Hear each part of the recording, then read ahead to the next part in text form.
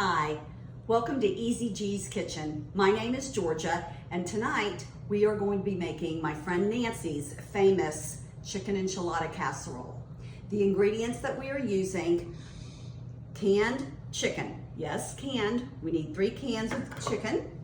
We've got 2 cans of your cream of chicken soup, and we've got 3 cans of the green chilies, diced green chilies, along with your cheese, sour cream, and avocado. Also your corn tortillas.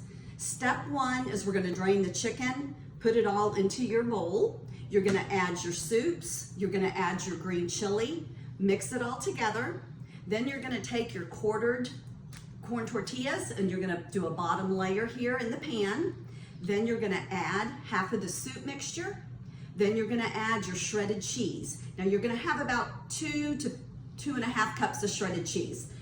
Go ahead, take half of it, layer it on, and then you're gonna do a second layer with the corn tortillas, soup mix, and the cheese. Then you're gonna go ahead, put it in your oven for 40 minutes at 350 degrees.